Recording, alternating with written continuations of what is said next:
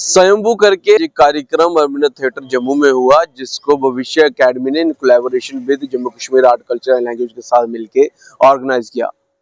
नमस्कार, आप देख रहे हैं ग्रेटर जम्मू। मैं पंकज खजूरिया।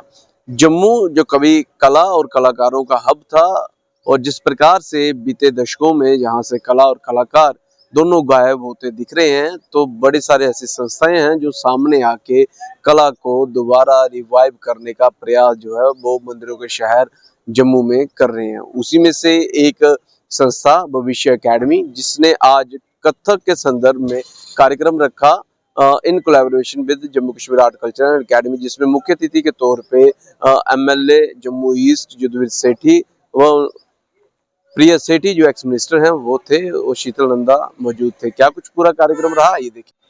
मैडम आए मैडम।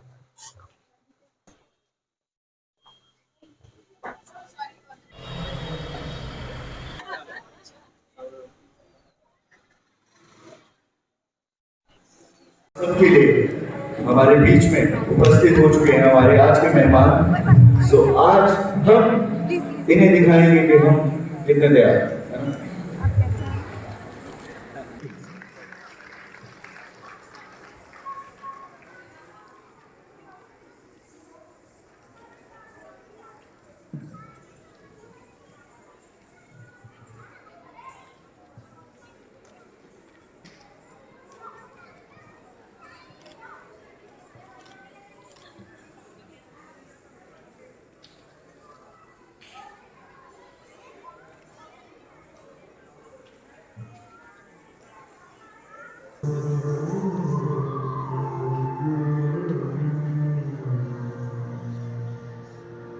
देखो पंकज, ऐसा नहीं कि जम्मू ना लोगों को पता नहीं जम्मू क्या है।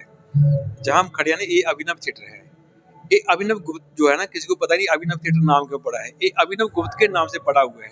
और जम्मू की भूमि है ऐसे कलाकारों को, ऐसे बुद्धिजीवियों को याद करने वाली पहली भूमि है। और लोग बोलते हैं कि जम्मू छोटा शहर है। छोटा है, बड़े बड़े कमाल करने वाला शहर है। क्योंकि जो पहले इंडिपेंडेंट पहले है ना, सियालकोट के भी लोग यहाँ रात को आते थे, रात बिताने के लिए आते थे। कहते हैं रात ठंडी होती है। तो बड़ी हिस्ट्री है। लेकिन आर्ट कला को लेके अभी किसी ने भी कभी जिक्र किया, अब मैं पहली बार आपको बता रहा हूँ, शायद लोगों को पता होगा। क्योंकि जम्मू का जो है ना अपने सुरेश वाडेकर, इनके जो गुरु हैं जियालाल बसंत, वो हमारे अखनूर के, किसी को नहीं पता जी। जब पता भी होगा तो किसी ने जिक्र नहीं किया, चर्चा में नहीं है। वो अखनूर से उठ के बॉम्बे गए और बॉम्बे जाके केएल सहगल जैसे लोग थे उनको याद करते थे। फिर उन्होंने क्या है, झुग्गी झोंपड़ी के बच्चों को इकट्ठे किया, स्लम एरिया के बच्चों को, जो गरीब बच्चे थे उनको इकट्ठे किया, एक एकेडमी चलाई उनके नाम से, सुरेश वाडकर है। फिर उसमें जो कथक के लोग हैं, बड़े बड़े माहिर हैं, चाहे वो संगीत है चाहे थिएटर है, जम्मू में बड़ी कमाल है। अभी ये जो कलाकार का प्रोग्राम हो रहा है कथक का, ये कोई नई बात नहीं है। नई बात ये है कि इनको मौका दे रहे हैं लोग। आप क्या करते हैं, मैं ही बड़ा आर्टिस्ट हूँ जी, मैं ही प्रधान हूँ, मेरे बाद कोई नहीं, आधे इधर जाओ आधे उधर जाओ, बाकी पीछे बाकी कोई नहीं रहेगा। ये बहुत बड़ा एक सोचने की बात है। जम्मू में आपको मैं ये संकेत दे रहा हूँ, जम्मू का जो आजकल हालात है ना, अभी सेकंड लाइन हमें तैयार करनी चाहिए।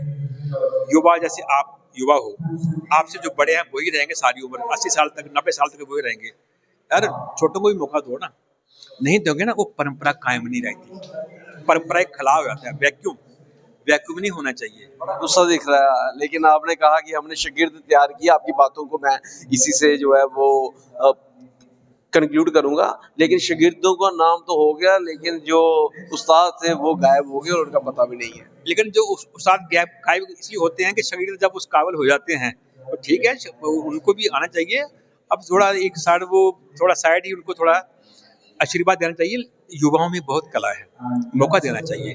आप देखिए, मैं दूरदर्शन में रहा, मैं कम से कम हजारों आर्टिस्टों को, जम्मू के जो आर्टिस्ट थे, ड्रामा आर्टिस्ट थे, कश्मीर में पहले फीस बढ़ाई गई थी 2011-12 में, जम्मू में नहीं बढ़ाई। मेरे पास चार्ज आया, डबल चार्ज मैंने बढ़ा दी। लोग खुल के बोलते हैं, टॉप ग्रेड बनाया, ये बनाया। फिर कितने लोगों को मैंने मौका दिया। अभी ऑडिशन हो रही हैं, किसी को टॉप ग्रेड, किसी को बी हाई की, जो भी उसका होता है। हमने क्या लगाना अपनी ओर से, जिसने आगे आना है तो उसको आना ही आना है। अगर आपके माध्यम से आ रहे थे, ये ऊपर वाले का शुक्र है, ईश्वर का, कि आपको कुछ अच्छे काम के साथ ही जोड़ रहा है ना, तो इसलिए उनका शुक्रिया अदा नहीं मैं कर सकता कि अच्छे काम के साथ जोड़ रहा है। किसी मदद करनी चाहिए। किया जा रहा है आपका, छोटे आपका अच्छा काम करते हो तो एप्रिसिएशन आपको मिलेगी, तो आपका हौसला बढ़ेगा ना। तो क्रिटिसाइज करने वाले तो बहुत हैं, लेकिन ये काम हो रहा है, इसको मैं अप्रिशिएट करने आया हूँ। जी, मैं पारुल भटेजा, डायरेक्टर भविष्य एकेडमी। हमारा कला दर्पण सीरीज होता है जो एनुअली शो होता है। तो कला दर्पण 2025 में हमने नाम रखा है Swayambhu, which is dedicated to lord Shiva. एक परफॉर्मेंस कथक बेस्ड है and it is choreographed by me. और हर परफॉर्मेंस पे हमने शिवजी को नृत्य में रखते हुए, उनकी आराधना के बारे में सोचते हुए हमने परफॉर्मेंस रखी है। लास्ट टाइम आपसे बातचीत की थी तब आपने कहा था कि जहाँ पे इतना प्रचलन नहीं है कथक का, लेकिन आज मैं देख रहा हूँ यंग बच्चे जो है वो काफी टीनेजर्स जो है जहाँ पे राइट, काफी बच्चे ही नहीं, 5 साल से लेकर 55 साल तक के सारे मेरे पास आते हैं अब कथक सीखने। एंड जब पहले मैंने करा था यहाँ पे, मेरे पास आई थिंक 30-35 बच्चे थे। Today on stage there are more than 100 students performing. क्या कहना चाहेंगे पेरेंट्स? मैं यही कहना चाहूँगी कि यहाँ हम ट्रेडिशनल कथक सिखाते हैं बिल्कुल प्योरेस्ट फॉर्म में। एंड प्लीज़ कम, अगर आप बिल्कुल प्योर कथक सीखना चाहते हैं प्रोफेशनली विद टोटल ताल, लय और रिदम के साथ। नमस्कार। जिस प्रकार से जम्मू के अंदर कला का हब था, जैसे हम जहाँ बातचीत कर रहे थे जानकार लोगों से, और यहीं से कला जब बाहर गई मुंबई और दिल्ली जैसे शहरों में, तो वहाँ पे उसने अपनी कला से उस पूरे शहर को, उस दौर को जो है प्रकाशित किया। लेकिन आज अगर जम्मू में कला का हब होने के बावजूद भी अगर कलाकार और यहाँ पे प्लेटफॉर्म की कमी है, तो जानकारों के मुताबिक अगर उनकी बात को माना जाए तो ऐसा लगता है कि यंग जनरेशन को वो प्लेटफॉर्म, वो मौका और वो विश्वास नहीं दिया जा रहा जो दिया जाना चाहिए था। बहरहाल इस सारी डेवलपमेंट को आप कैसे देखते हैं, अपनी वैल्यूएबल कमेंट सेक्शन में जरूर रखिएगा। देखते रहिए ग्रेटर जम्मू।